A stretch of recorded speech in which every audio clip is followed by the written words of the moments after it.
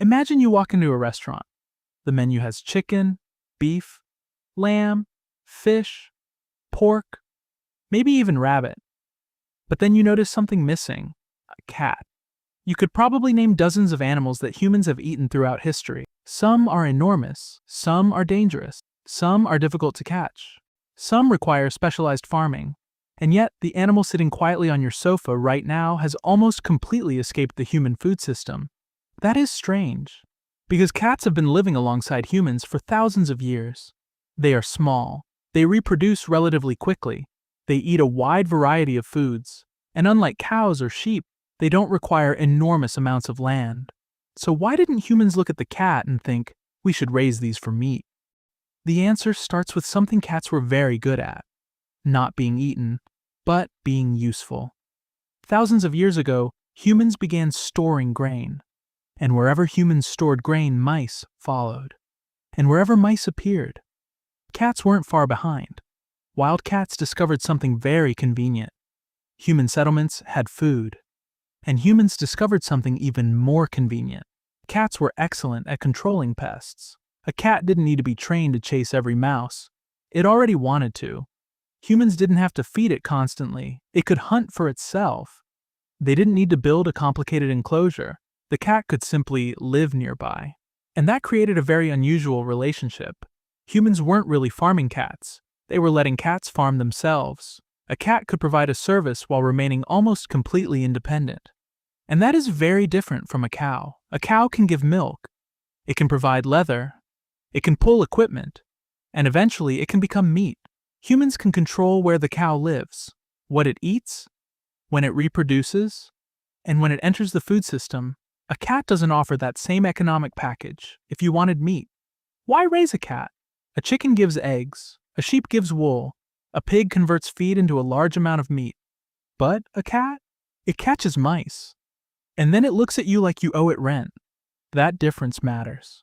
Because domestication wasn't simply about which animals humans liked. It was about which animals were useful enough to keep reproducing. And cats occupied a strange middle ground. They were close enough to humans to benefit from us, but independent enough that humans didn't need to control them. In fact, that's part of what makes cats so unusual. A cow was domesticated into livestock. A dog became a working partner. But cats seem to have followed a different path. They moved into our world without completely becoming part of it. And then something else happened. Humans became attached to them, not because cats were producing milk.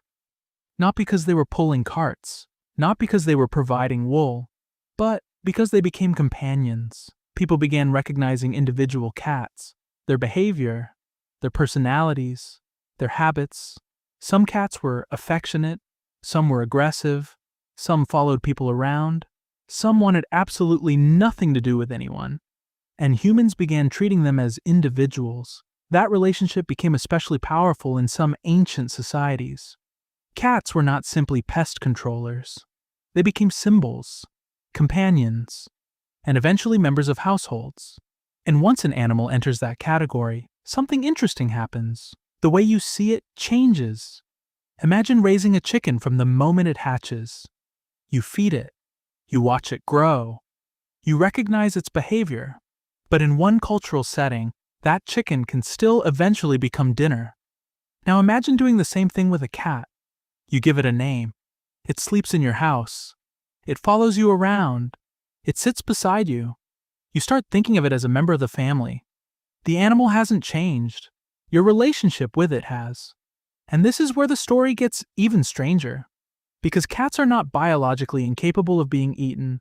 Cat meat is not inherently poisonous simply because it comes from a cat. Humans are capable of digesting animal tissue from a surprisingly wide range of species.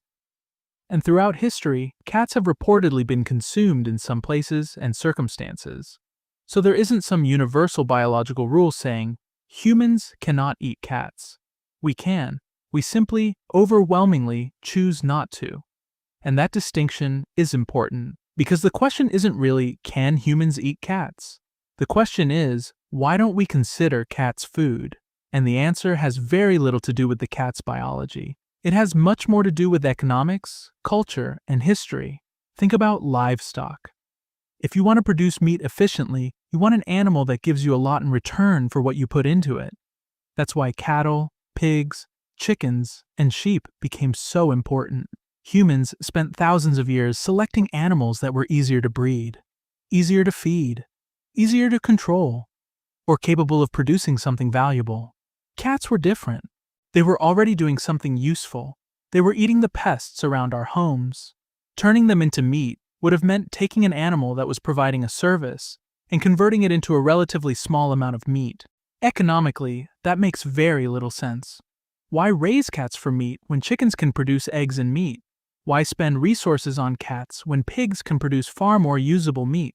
Why build a cat farming industry when cats are already perfectly happy hunting for themselves? The economics simply never gave cats a strong reason to enter the livestock category. And then culture reinforced the boundary.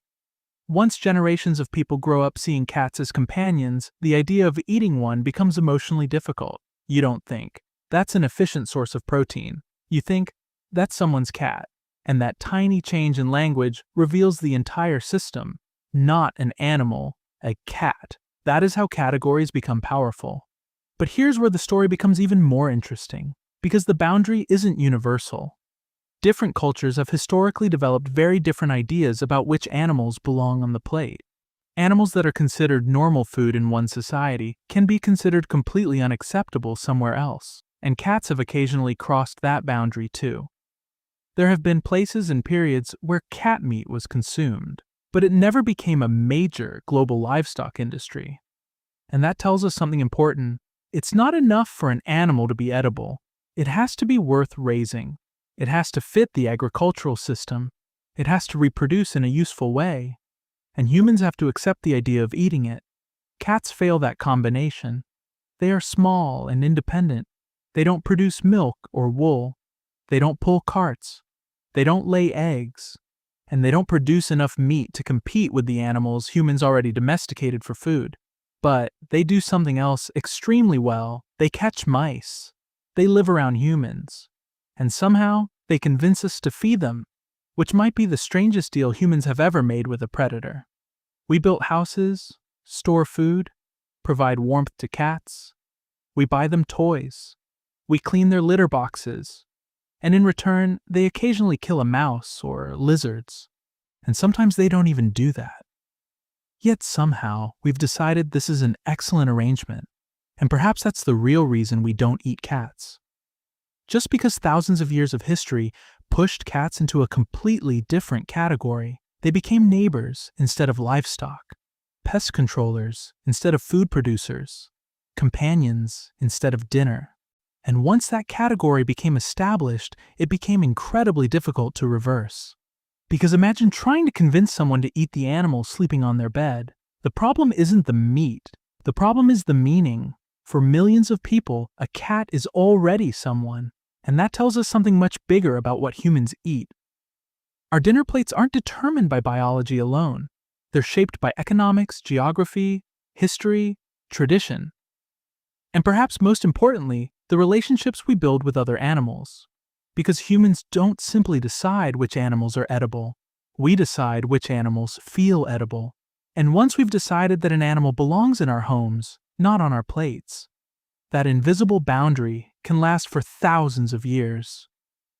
So the next time you see a cat sitting on a windowsill, completely ignoring you, remember something strange. Humans didn't simply spare cats from becoming food. We gave them a job. We gave them a place in our homes. We gave them names. And eventually we gave them something much more valuable than a place on the dinner table. We gave them a place in the family.